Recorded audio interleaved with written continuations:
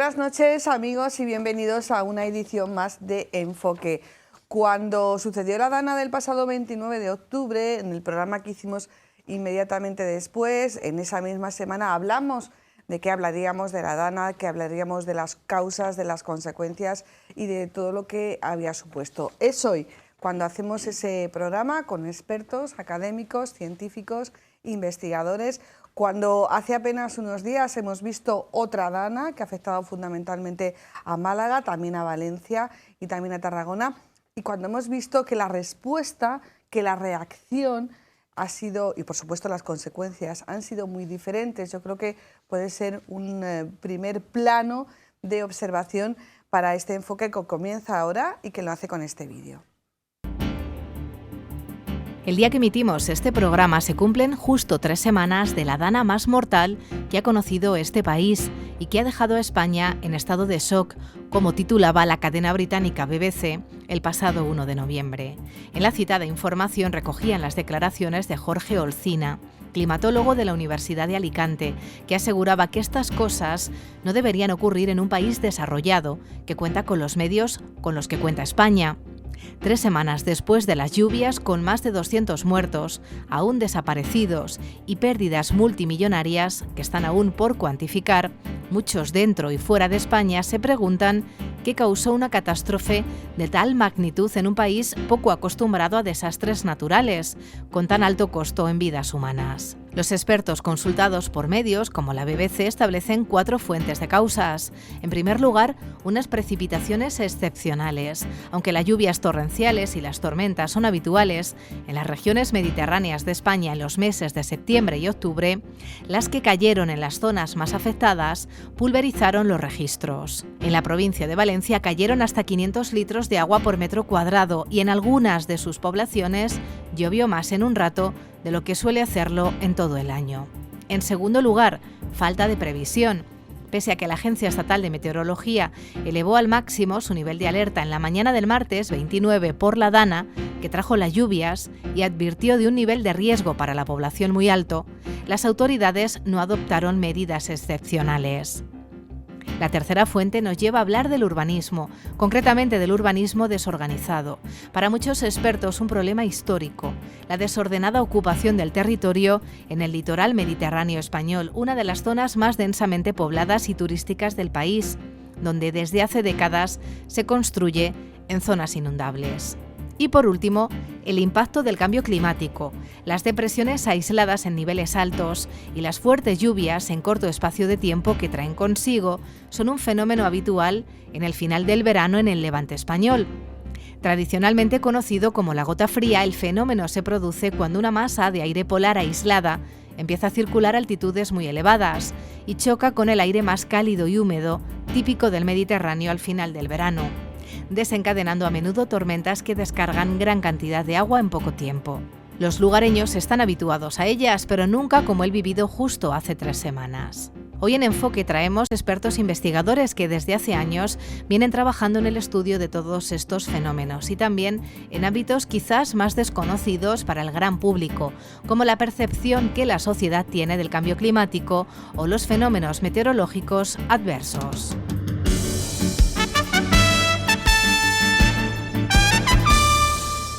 Son imágenes que nos han impactado a todos, que todos conocemos, reconocemos y que queremos que sean el punto de partida, como decíamos al principio, para este programa, que nace del convencimiento de explicar lo que ha pasado desde posicionamientos científicos y académicos. Tenemos con nosotros al profesor José María Bodoque, catedrático de la Facultad de Ciencias Ambientales y Bioquímica de la Universidad de Castilla-La Mancha. Profesor Bodoque, buenas noches. Buenas noches, Ana. ¿Usted es geógrafo o geólogo? No, yo soy geólogo, geólogo de formación y bueno, aunque a nivel investigador me dedico fundamentalmente al análisis y gestión de los riesgos por inundación, que es un campo bastante transdisciplinar donde trabajan ingenieros, geógrafos, psicólogos, sociólogos. Sí, alguna vez hemos tenido ocasión de hablar de estos temas en un formato más limitado, con temas más locales. Por ejemplo, luego tendremos ocasión de ver algunos mapas, por ejemplo, de la localidad de Cebolla, ¿no? Que es una una localidad que también siempre ha tenido ese riesgo y esa realidad de inundación. Y tenemos con nosotros a la profesora María Amérigo, catedrática de Psicología Social en el Departamento de Psicología de la Universidad de Castilla-La Mancha. María, buenas noches. Muy buenas noches, Ana. Muchísimas gracias por estar aquí. Claro, es la aportación que nos hace el profesor José María Bodó, que cuando hablamos con él y tal, pues que venga, va a venir una psicóloga. Y yo, psicóloga. Y luego ya empieza una a investigar y dice, psicóloga, que estás trabajando sobre todo en esos estudios de percepción del riesgo. Claro, cuando vemos lo que pasó el 29 de octubre en Valencia y cuando vemos lo que ha pasado el 13 de noviembre, o sea, 12 días después, también en Valencia, pero sobre todo en Málaga, claro, entendemos lo que es la percepción del riesgo, ¿no? Yo creo que puede ser un buen ejemplo, ¿no? Bueno, sí, efectivamente. Yo creo que lo que pasó el 29 de octubre es que la percepción del riesgo en ese momento era muy baja, ¿no? Y básicamente porque no hay una, digamos, una percepción de la relación causa-efecto que hay entre lo que es pues una catástrofe o un peligro como es el estar en una zona situada en un riesgo de inundación, ¿vale? Y las consecuencias catastróficas que se vieron. O sea, esa relación. En general, las catástrofes naturales se caracterizan porque son bastante impredecibles en términos, sobre todo, pues, temporales o espaciales, ¿no? ¿Qué es lo que pasó el 29 de octubre, José María? Pues fue una conjunción de varios factores. Hay un factor meteorológico, hay un factor también hidrográfico, de cómo funcionan los cauces en la zona del Levante, y hay un factor también antropogénico de ocupación de los espacios inundables, que son los que finalmente determinan el riesgo. Y por desgracia, pues bueno, todos los damnificados, fallecidos y pérdidas económicas que hemos visto. Desde el punto de vista meteorológico, lo que pasó es que hubo una dana muy potente, lo que toda la vida en este país hemos conocido como gota fría, que es un embolsamiento de aire frío que se ha aislado de la dinámica atmosférica general y que se ubica en el Levante, en el arco mediterráneo, sobre una masa de aire caliente cargada de humedad. Esto suele ocurrir habitualmente después del verano, donde todavía el mar Mediterráneo acumula mucho calor. Entonces, en estas condiciones, si la humedad de esta masa de aire es muy alta, si el embolsamiento ocupa mucha superficie, se generan tormentas muy intensas. Esto pasa prácticamente, o ha pasado todos los años, o casi todos los años en el Levante. Y este año pues, ha sido un evento especialmente intenso, como decíais en la entrada, con precipitaciones de 500 milímetros en 8 horas. Eso es bastante más de lo que llueve en Toledo en un año. La precipitación anual en Toledo está en el orden de otros 380, 390 milímetros año. Pero hace poco leía un dato todavía aún más inverosímil, y es que en un pluviómetro concreto se registraron 770 litros en menos de un día, ¿no? Que eso es lo que llueve en muchas zonas de la mitad norte de España, que es donde tenemos un clima subhúmedo. No es Galicia ni el País Vasco o Cantabria, pero sí el norte de Castilla y León. Ese es el factor meteorológico. Luego está el factor hidrográfico. Lo que tenemos en Levante es lo que conocemos como cauces intermitentes, que son cauces que normalmente no llevan agua, las ramblas, los barrancos, las rieras, los cauces y demás, pero que cuando funcionan hidrológicamente llevan mucha agua y tienen una capacidad destructiva impresionante. La Rambla del Pollo llegó a registrar 2.300 metros cúbicos por segundo. Eso, para que nos hagamos una idea, es una inundación a nivel de Zaragoza ocasionada por el Ebro de relativa importancia. O sea, ya es una inundación del Ebro que genera problemas, ¿no? Eso en una rambla que tiene poco más de 400 kilómetros cuadrados de área de cuenca, mientras que el área de cuenca en Zaragoza del Ebro pues anda por 30-35.000 kilómetros cuadrados, ¿vale? Para que nos hagamos una idea. O sea, en muy poco espacio, mucho agua en poco tiempo, y eso lleva a que el suelo se sature muy rápidamente, de manera que todo ese agua prácticamente no se infiltre, genere escorrentía superficial, acabe concentrándose en el barranco del Pollo y acabe generando los problemas que hemos visto. Y luego está el factor antrópico, que es la ocupación, la urbanización de los espacios inundables. Entonces tenemos un barranco que cuando funciona es muy destructivo, que ocupa su espacio inundable, que es lo natural, inunda bajos, arrastra coches, bueno, las imágenes que hemos visto que han sido absolutamente devastadoras, ¿no? Y luego está el factor humano, gran novela, por cierto, de la Jacqueline. Efectivamente, que era un Ese poco factor... esto que me has cortado antes, Sí. que efectivamente el 29 de octubre no había esa relación causa-efecto y el 13 de noviembre pues sí que lo hubo, porque acababa de ocurrir la tragedia, entonces la gente tenía toda esa información disponible mentalmente y obviamente eso, digamos, aumenta la percepción del riesgo. ¿Por qué no hay esa percepción del riesgo? Más en estas zonas donde, como ha dicho el profesor Bodoque, es habitual estas grandísimas tormentas. Las escenas de las inundaciones las vemos todos los años, sobre todo en septiembre y sobre todo en primavera. Igual que las vemos aquí en Toledo, en lugares como Cebolla o como la Dana de septiembre del 21 y del 23, que cogieron sobre todo las localidades de Argés, de Nambroca, de Covisa, bueno, la gran inundación en el polígono industrial. Luego ofreceremos algunos mapas. ¿Por qué no nos lo terminamos de creer, María? Bueno, pues es es un mecanismo psicológico adaptativo que tenemos los seres humanos, que no podemos estar constantemente pensando en el riesgo. O sea, la gente que vivió en Málaga la experiencia del 13 de noviembre, pues en los momentos previos estaban realmente asustados, ¿no? Entonces, esa situación de tensión y de ansiedad no la podemos mantener por mucho tiempo. Entonces, digamos que tenemos mecanismos psicológicos que nos ayudan a minimizar esas situaciones, porque obviamente no podemos estar en una continua tensión, ¿no? Entonces, pues, por ejemplo, tendemos a percibir, hay efectos como sesgos heurísticos que llamamos, como por ejemplo el sesgo de la hipermetropía medioambiental, que consiste en que lo que está lejos lo vemos como más grave, lo percibimos como más grave que lo que tenemos cerca, ¿no? Porque tenemos la tendencia de decir, bueno, sí, esto es horrible, es muy grave, pero esto no me va a pasar a mí, no va a pasar en mi pueblo, no va a pasar en mi casa y no va a pasar hoy, a lo mejor pasa en un momento dado. Entonces tendemos siempre, pues, por un lado, a minimizar los peligros a los que estamos expuestos y también, pues, digamos, a quedarnos con una cierta normalización. O sea, eso hace también que normalicemos nuestras conductas y nuestros pensamientos y nos hace vulnerables. Las circunstancias que han provocado este fenómeno, sobre todo el del 29 de octubre, que es similar al del 13 de noviembre, pero claro, las consecuencias son realmente, por lo menos en lo que a pérdidas humanas se refiere, muy, muy diferentes, ¿se podían haber evitado, profesor Bodoque? En buena parte sí.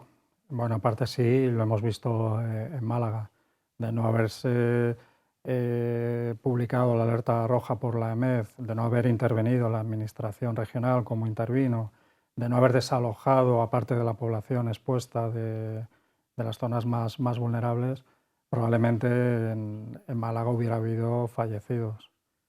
En Valencia lo que ha ocurrido es un cúmulo de despropósitos que empiezan en el siglo pasado, a mediados del siglo pasado, con la urbanización acelerada y descontrolada de lo que siempre fueron huertas, que cuando se publicó esta alerta roja, pues el gobierno autonómico valenciano demostró una elevada incompetencia, a la vez que negligencia. Como consecuencia, pues la mayoría de la gente ni sabía que había alerta roja, la gente fue a sus centros de trabajo, los niños fueron a los centros escolares y había bueno, pues miles y miles de personas expuestas a esta problemática de inundación.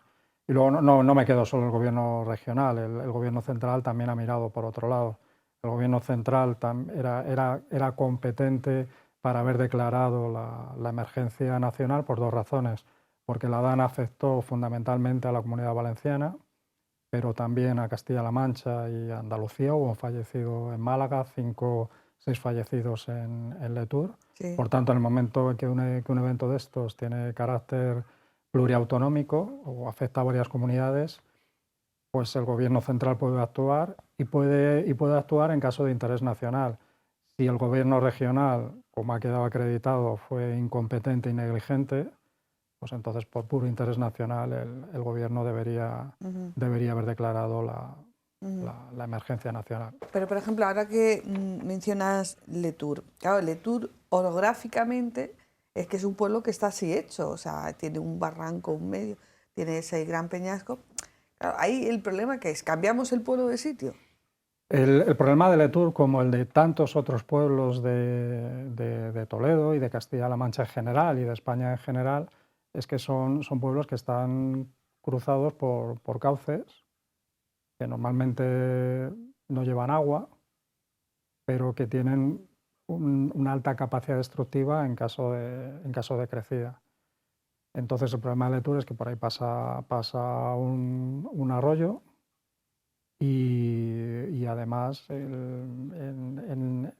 digamos que en el curso de desarrollo había un edificio que estaba más o menos en el paso del arroyo, que fue arrastrado por la corriente y ahí hubo en concreto 2 o 3 fallecidos, ¿no? Sí, 6 Entonces desaparecidos.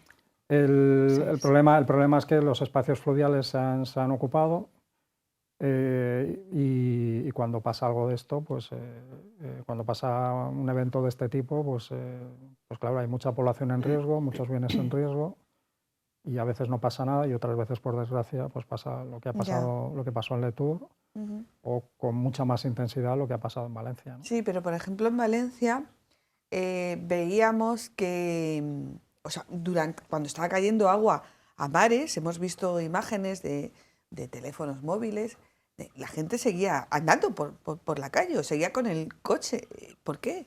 O sea, no lo sé, con todos mis respetos a los valencianos. Hay una componente, es en Paiporta. En Paiporta no estaba lloviendo, o sea, la lluvia se concentró en la cabecera, no llovía y la gente se encontró con que de repente le venía un tsunami de 2 metros de agua. Luego está la componente adicional que tiene que ver con la percepción, que lo puede explicar mucho mejor María, de por qué la gente baja a los garajes a tratar de salvar los coches y demás, ¿no?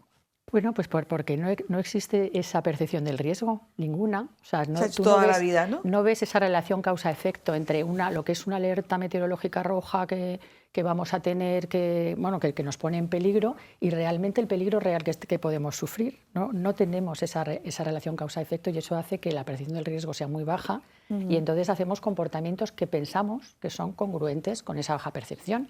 Por ejemplo, yo tenía aquí un texto que vi de una reportera, si quieres lo leo, es muy breve, ¿no? Es un texto de una redactora de Levante MV que narra en primera persona el caos y la devastación que vivió ella en primera persona, ¿vale? En Benetússer el 29 de octubre y dice, lo titula El día que cambió la vida en la Contorná. Y dice, martes 18 de la tarde, las 6 de la tarde. Acudo a casa de mi pareja a poner agua y comida al perro porque él se ha quedado atrapado en la Riva Roja al salir del trabajo. Aparentemente hay un atasco provocado por las lluvias. 18:45. Paseo al perro. Hace mucho aire, pero al menos en Benetússer no llueve. Al mismo tiempo nos enteramos que se ha desbordado el barranco de Paiporta. Acabo el paseo, lo subo y a las 19 me voy hasta mi casa, entre comillas, antes de que empeore la cosa. Llego a casa y ya no hay luz. 19:33 horas. Aviso que se ha inundado mi calle. Empieza el caos. O sea, digamos que es un relato que nada hace presagiar lo que se vivió pues casi media hora después, ¿no? A las 8 de la tarde, cuando empezaban las riadas aquellas y empezaba la gente pues a ser arrastrado realmente por la riada, ¿no? Entonces, evidentemente nadie pensaba que pudiera pasar esto. Y es evidente que, bueno, que nos llevan alertando los científicos de que este tipo de fenómenos cada vez van a ser más intensos. Estamos ya, frecuentemente oyendo estos mensajes. Esto cada vez se va a producir más frecuentemente y de manera más intensa. ¿Y por qué no calan esos mensajes? ¿Por qué no calan? Porque la memoria es muy corta. La memoria es muy corta. En 2 años probablemente ya estaremos una marabunta informativa con distintos tipos de problemas y nos habremos olvidado de las consecuencias de esta inundación, igual que nos olvidamos de una inundación, o nos hemos olvidado de una inundación todavía mucho peor, que fue la del río Besós y el río Llobregat en las comarcas del Vallès, en Barcelona, que originó en el año 1962 800 víctimas mortales, ¿no? Seguramente es el desastre natural más grave que ha sufrido este país, como mínimo en el último siglo y medio, ¿no? O en el último siglo. Entonces, si hiciéramos una encuesta preguntando ¿y qué pasó en 1962 en la comarca del Vallès? Seguramente casi nadie se acuerda. Sí, la memoria es frágil, también puede ser un procedimiento defensivo, pero sí que es verdad que en los últimos años y con el elemento de la inmediatez en los medios de comunicación, inmediatez en las redes sociales, te enteras de todo muchísimo antes, pero la caducidad es muchísimo más temprana. O sea, ahora la sociedad vive a base de impactos emocionales. Entonces, claro, las noticias cada vez duran menos. Antes, cuando decías lo de la hipermetropía ambiental, que me parece una definición maravillosa, en periodismo tenemos una máxima que 100 muertos en África son 50 muertos en... O sea, a medida que te vas acercando, pues vale más un muerto al lado de tu casa que 2000 muertos a miles de kilómetros. Yo creo que es el símil que podemos hacer en periodismo.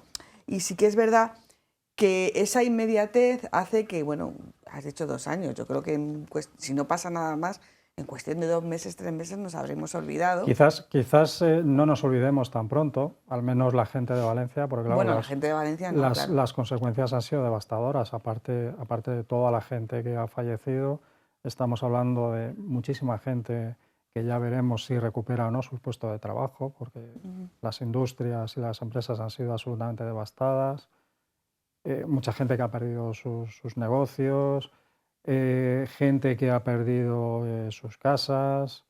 Sí, pero fíjate lo que pasó en Canarias con el volcán. Pues lo que pasó en Canarias con el volcán o lo que pasó en Lorca con el terremoto de hace 13 años es que hay gente que todavía no ha recibido las indemnizaciones que les correspondían, ¿no? Y eso lo hemos olvidado también, como sociedad en conjunto, ¿no? Y yo creo que lo peor es que lo olviden los políticos, que son los que habitualmente más lo olvidan, ¿no? Porque ellos no suelen ser los directamente afectados. Sí que es verdad que se dice mucho en Valencia, no os olvidéis de nosotros, no os olvidéis, pero sí que es verdad que hace un par de semanas leía yo una información de la gente de Canarias, del volcán, y dice, cuidado que a nosotros nos engañaron, ¿no?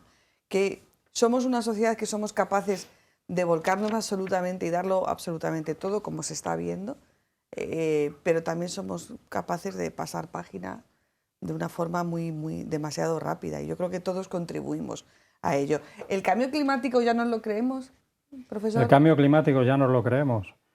Lo que a mí me compete, que es las inundaciones, hay que creérselo.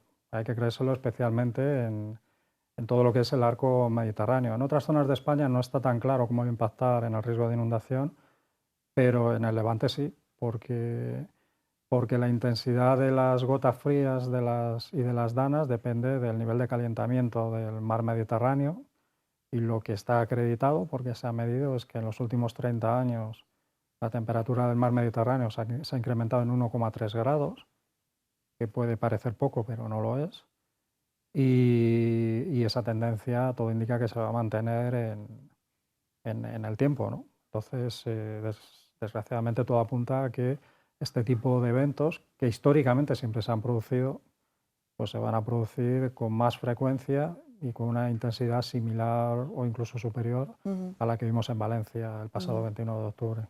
O sea, el cambio climático nos lo creemos en tanto en cuanto provoca desastres como este, pero has hablado de las zonas inundables. Aquí en Toledo le vamos a pedir a nuestro compañero realizador, tenemos unos mapas, ha sido noticia recientemente, durante un tiempo, por ejemplo, la ubicación del cuartel de la Guardia Civil que iba en La Peraleda. Si vemos un mapa de Toledo, podemos ver que, bueno, mejor lo explicas tú, que esas zonas azules Bueno, esto es un mapa oficial del Sistema Nacional Cartográfico de Zonas Inundables, que es un visor que ha desarrollado el Ministerio para la Transición Ecológica y el Reto Demográfico, en el que se pueden ver las zonas inundables para distintos periodos de retorno de todas las áreas de España que están catalogadas como áreas de riesgo potencial significativo por inundación, cuyo acrónimo es ARSI. Entonces, ese mapa que estamos viendo antes corresponde con el mapa de inundación del Tajo correspondiente al periodo de retorno de 500 años. Estamos hablando de un fenómeno extremo, con una probabilidad anual de ocurrencia del 0,2%. Y vemos cómo efectivamente, pues, si el río Tajo se comportara de este modo, pues como todo lo que es la fábrica de armas de Toledo, lo que hoy es uno de los campus universitarios de la Universidad de Castilla-La Mancha en Toledo, pues prácticamente se inunda todo él, ¿no? Y también se ve en la zona de la estación de tren, en la zona de la Santa estación de Bárbara, tren, en la zona de Santa Bárbara también. y el meandro que tiene enfrente. En las proximidades de la estación de autobuses también. Tenemos otro de Covisa, que también Tenemos sufrió, otro de Covisa. que sufrió inundaciones en el 2021. En el 21. Este tipo de casuística a mí personalmente me preocupa mucho más porque es algo muy habitual en Toledo. O sea, son infinidad los pueblos de Toledo y también de Castilla-La Mancha que están cruzados por arroyos que normalmente no llevan agua, que hasta hace relativamente poco en términos históricos, si viéramos una foto aérea del año 47, pues veríamos que el arroyo, el espacio fluvial del arroyo de la Degollada, que es el que cruza Covisa, no estaba urbanizado, había huertas, ¿no? A partir pues de la burbuja inmobiliaria, Sí, década de los 90, principios 90. de los 2000, Sí, esos espacios se urbanizaron porque y se ve evidentemente, perfectamente en el plano.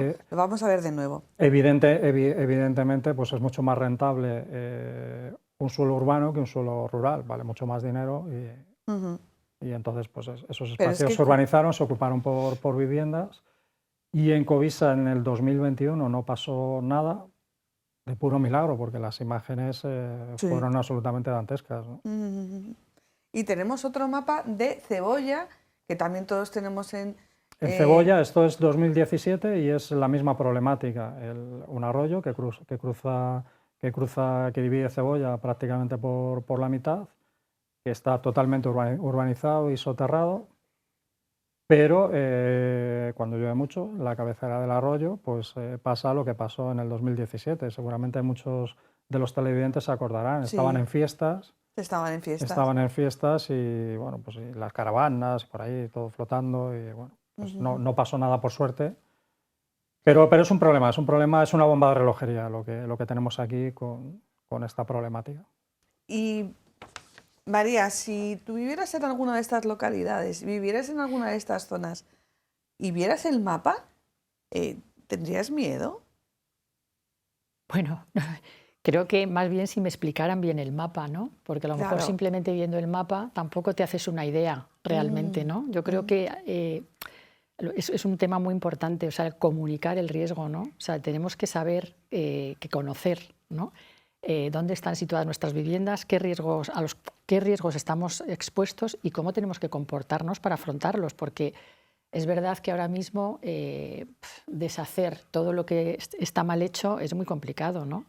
Pero si podemos formar a los ciudadanos y hacerlos competentes, siendo conscientes de que tienen o que viven en zonas peligrosas y por tanto que en un momento dado tener muy claro cómo son los protocolos de comportamiento que tienen que hacer, pues no bajar al garaje, no sacar al perro, o sea, es decir, todas estas cosas que parecían habituales, ¿no? y normales, pues hay que cambiarlas. Y eso solamente es posible si hay realmente una buena comunicación del riesgo, explicando, y ahora por ejemplo, los meteorólogos ahora están explicando muy bien el concepto este de la DANA, que claramente está relacionado con el calentamiento del planeta, ¿no? Y es lo que ha provocado Comunicar esto. el riesgo, me lo apunto, pero antes ha dicho María, dice, aquello que está mal hecho, hombre, mal hecho no está porque es legal. Bueno, Bueno, que sea legal no quiere decir bueno, que esté mal. Ya, iba buscando eso. realmente lo que había era un vacío legal. O sea, no Sí, había pero ningún tipo de... todas esas viviendas tienen unas licencias. Sí, todas esas viviendas tienen unas licencias, tienen unos permisos, unos planes urbanísticos que se aprobaron. Lo que ocurre es que no se tuvo en cuenta el riesgo de inundación, primó más el beneficio económico, este pelotazo que se hablaba en los 90, 2000, muchas veces aderezado con problemáticas de corrupción. Entonces, bueno, pero sí, todas esas casas, a nadie le puede decir, o a casi nadie le pueden decir que su casa es ilegal porque no lo es.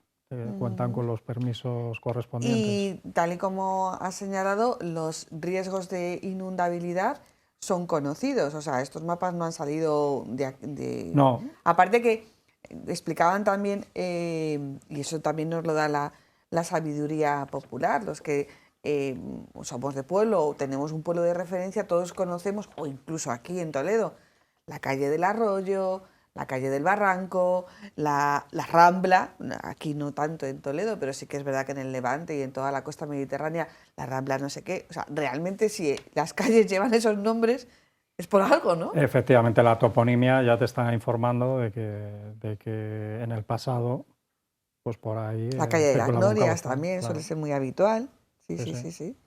Entonces ya sabemos que por algo suena, ¿no? Por algo se llama así. Claro, ¿no se pueden pedir entonces responsabilidades a aquellos que dieron las licencias? No, porque había un vacío legal. Es como lo que creo que ocurre con... ¿se pueden pedir responsabilidades a los políticos por cómo han actuado durante el evento del 29 de octubre? Sin ser abogado, yo entiendo que no, porque no hay ningún marco normativo en España que obligue a las administraciones a comportarse de un determinado modo cuando hay una alerta roja. Es decir, que obligue a los políticos, en caso de alerta roja, los centros escolares tienen que estar cerrados, la gente no debe acudir a sus centros de trabajo, etcétera, etcétera. Entonces, cuando no hay un marco legal que obliga a algo, Ya. bueno, pues... Pero es un poco limitador, ¿no? Y es un poco inmaduro para una sociedad que solamente funcione a costa de lo que diga una ley. Yo creo que hay algo que es el sentido común, la prudencia. Y la moral también, ¿no? Y la es moral. decir, lo que uno internamente sabe que está bien o que está mal. Si uno se percata de que se está construyendo en una zona inundable, por mucho que sea legal, pues si moralmente tú, o sea, digamos, tú aceptas la licencia porque obtienes un beneficio económico, pues a mí eso me parece una inmoralidad. Entonces, bueno, responsabilidades legales, pero también morales, ¿no? Claro que si también en el mapa aparece con un retorno de 500 años, claro, podemos buscar, bueno, en 500 años, justo a mí me va a pasar, ¿no, María? Bueno, el problema es que ya nos está diciendo la ciencia que esa frecuencia cada vez va a ser mayor. Entonces, esto es una cuestión muy dinámica, ¿no? Con respecto a estos mapas, cuando ponen ahí 500 años de periodo de retorno, esos mapas o ese periodo de retorno se obtiene a partir de un análisis estadístico de los datos disponibles, de los datos de crecidas, de lluvias y demás. Y esos datos están limitados en el tiempo. Pues tenemos series de 20, 30 o 40 años, y con series de 20, 30 o 40 años tenemos que extrapolar qué ocurriría en caso de que ocurriera una inundación de 500 años. Es decir, hay una limitación de los datos y, por tanto, mucha incertidumbre y bueno, eso no quiere decir que la frecuencia o la probabilidad de ocurrencia de esos eventos sea tan baja, o en todo caso estamos hablando de probabilidades. Yo puedo jugar a la lotería de Navidad durante toda mi vida, no tocarme nada y de repente tocarme durante 3 años seguidos. Eso perfectamente puede ocurrir, probabilísticamente es posible. Pues lo mismo ocurre con esto, aunque sean eventos extraordinarios, aunque la probabilidad sea muy baja, no sabemos si el evento de la Rambla del Pollo se va a repetir el año que viene, pasado el verano, que podría pasar perfectamente, o van a pasar 200 años, ¿no? En el caso de, como tal y como se ha venido diciendo, que se hubiera hecho un mantenimiento o algunas obras en la Rambla del Pollo, por ejemplo, todo el tema de la deforestación, que también es muy importante, la limpieza de los cauces, ¿podrían haber sido las consecuencias menores?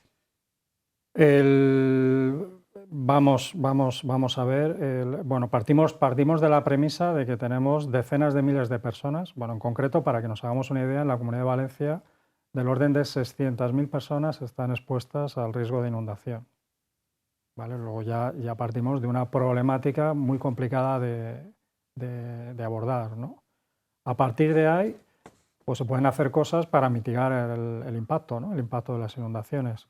En todos los vídeos hemos visto cómo la corriente de agua lleva a superficie una cantidad enorme de caña, que eso evidentemente ha incrementado el impacto, porque esta vegetación, estos flotantes, obturaban los puentes, los drenajes transversales y incrementaban el impacto de la inundación. Entonces, sí, efectivamente, pues todo lo que se puede hacer en el cauce, en la cabecera, quizás construyendo alguna presa para laminar las inundaciones, aunque el impacto ambiental sea altísimo, porque las presas tienen un impacto ambiental altísimo, pero claro, es que estamos, o el objetivo debe ser, en tanto en cuanto no podemos desplazar a 600.000 personas en Valencia de donde está ubicada su vivienda habitual, pues hay que combinar un montón de medidas para mitigar el impacto, empezando por la comunicación del riesgo, siguiendo por la mejora de las alertas, continuando por una mejor coordinación entre las administraciones, la obligación de que los puestos de responsabilidad estén ocupados por gente competente, o sea, no puede ser que la responsable de emergencias de Valencia se entere un día después de ocurrida la alerta de que existe un sistema de alerta que se llama SALER, que permite comunicar a toda la población vía telefónica que mejor se quede en su casa, ¿no? Sí, la verdad es que... Eso fue increíble, vamos. Es un poco patético. Y lo dijo, ¿no?, sin ningún rubor. Sí, no, pero... Sí, pero también es verdad que hace, creo que un par de años, se ensayó ese sistema de alerta con un mensaje que se mandó, por ejemplo, en la Comunidad de Madrid a todos los móviles. Yo me acuerdo que era domingo, me acuerdo que había un partido, que se suspendió el partido del Atlético de Madrid, no me acuerdo con qué, pero contra quién, y yo me acuerdo de ver, por ejemplo, en las redes sociales a personas relevantes de la opinión pública española diciendo que quién se cree, en este caso el gobierno de la Comunidad Autónoma de Madrid, para invadir mi espacio de intimidad mandándome una alerta. Eso psicológicamente, ¿cómo lo llamamos, María?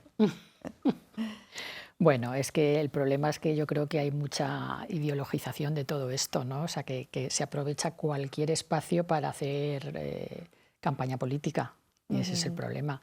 Entonces, un poco con lo que decía antes José, yo creo que lo que hay que hacer es delimitar protocolos muy claros a la hora de declarar emergencias, ¿no? O sea, que haya protocolos de conducta clarísimos, que no haya ambigüedad, que esté clarísimo quién tiene que apretar el botón de la alerta o quién tiene que llamar a quién.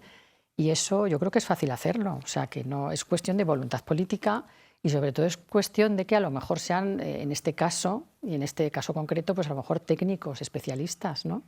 Para que luego no se puedan buscar responsabilidades y echarse los trastos unos a otros, ¿no? Porque efectivamente, cuanto más clara esté la situación y cuanto más claro sea el protocolo de actuación, pues habrá que revisar esos protocolos. Se puede hacer, ¿no? Se puede hacer perfectamente, solo hace falta que haya voluntad política para ello, ¿no?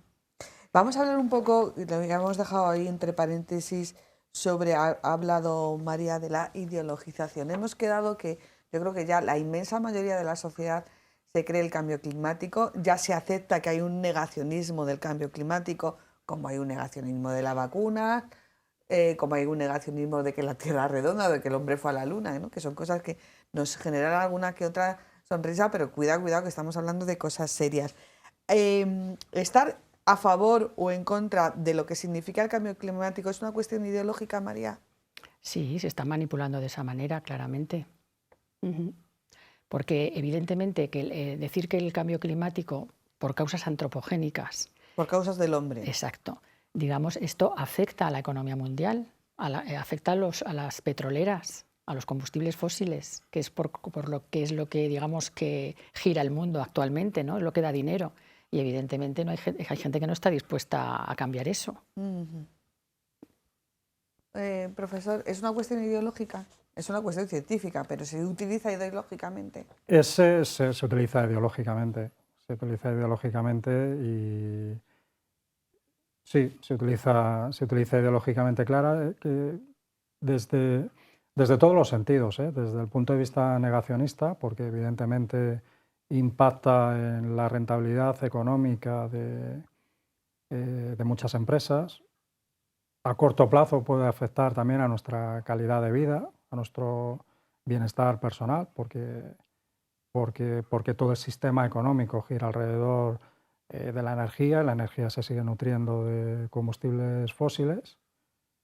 Entonces, no es algo que todavía se perciba que afecta de manera muy importante en nuestras vidas. Sí, sufrimos olas de calor, sufrimos eventos de inundación, pero si pasan 2 o 3 años en el que este tipo de situaciones se pueden sobrellevar, pues ningún político, ni el gobierno actual, ni el que venga probablemente, está dispuesto a tomar medidas que tendrían un coste electoral seguramente muy importante, ¿no? Sí, pero en el fondo todos somos afectados. Las horas de calor las pasamos todos. Sí que es verdad que unos en mejores condiciones que otros, ¿no? Pero en el fondo, yo qué sé, proveer o prever medidas que de alguna manera atenacen ese cambio climático nos beneficia y al contrario nos perjudica a todos. O sea, no es una cuestión clasista, aunque hay diferencias, no es lo mismo, por ejemplo, los problemas de deforestación que tienen en la Amazonia, que se vienen denunciando reiteradamente y que parece que caen en saco roto, que los riesgos de inundabilidad que tenemos aquí, ¿no? ¿Por qué no el ciudadano de cara a la galería, que sí hay que luchar contra el cambio climático, pero luego tampoco nosotros hacemos mucho por nuestra parte, ni exigimos mucho a los políticos? María. Sí, bueno, lo ha comentado antes José, ¿no? O sea, realmente el cambio climático exige cambios de comportamiento en los seres humanos, que a veces... Individuales y colectivos. Individuales y colectivos, efectivamente. Y eso pues a veces no está asociado a algo agradable, porque efectivamente si tenemos que reducir la temperatura de confort o tenemos que utilizar el transporte público cuando es mucho más cómodo, coger el coche privado, etcétera, ¿no? Pues obviamente cuesta hacerlo. Y entonces no es fácil, con lo cual digamos que es más fácil aceptar que no hay cambio climático, por ejemplo, ¿no? O sea, que ese negacionismo... O que no tiene remedio. O que no tiene remedio. O que no tiene remedio, es otra derivada que... ¿no?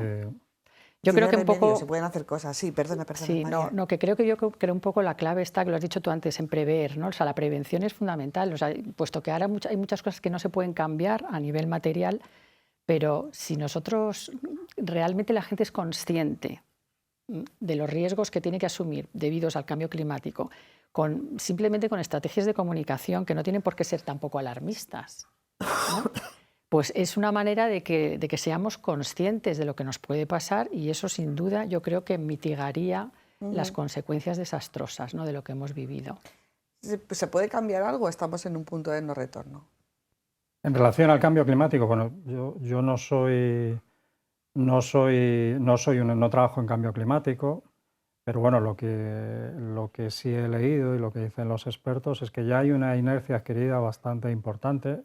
O sea, la problemática ya la tenemos y es difícil de revertir. En todo caso, si se reducen las emisiones de gases de efecto invernadero, fundamentalmente resultado de la quema de combustibles fósiles, se podría mitigar el impacto. O sea, la cuestión es, si ahora nos encontramos cerca del desastre, pues podemos evitar llegar al desastre total si actuamos desde ya, y si no actuamos, pues las consecuencias ya las veremos, ¿no? Adaptación al medio. Estamos en los últimos 5 minutos, pero hay una cuestión que has mencionado, María, que también me ha llamado mucho la atención. Dice hacer comunicación, hacer una pedagogía comunicativa no alarmista. Conforme van los medios de comunicación y las redes sociales, ya te digo que es complicado. Todos hemos visto esas informaciones que dentro de 50 años, como consecuencia del cambio climático, pues no existirá Benidorm, por ejemplo, estoy hablando, la superficie de la Tierra habrá aumentado el número de kilómetros de desierto, el litoral se habrá borrado. Son informaciones que tienen mucho impacto, que probablemente estén basadas en estudios científicos, pero que por el tono que tienen yo creo que no son tomadas demasiado en cuenta. Sí que es verdad que conseguirían clics, de pinchar y de leer la información, pero luego, era lo que decía antes, caducan, ¿no? Hay que buscar el equilibrio, ¿no?, entre comunicar con veracidad, pero buscando por un lado la atención de la audiencia, pero sin generar tampoco esa alarma que caduca demasiado pronto, ¿verdad, María? Sí, sí. Los mensajes alarmistas no son buenos y, como digo, fomentan precisamente el negacionismo, ¿no? Por ese mecanismo adaptativo de los seres humanos. No, yo cuando me refiero a comunicar es hacer consciente a la gente de los riesgos, ¿no?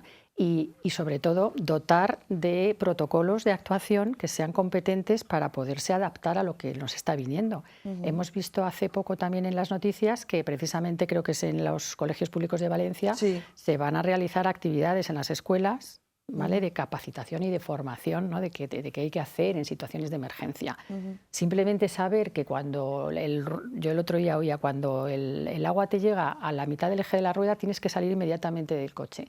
Yo lo desconocía y probablemente muchísima gente que está en situación de riesgo de inundación también lo desconoce. Entonces me refiero a comunicar,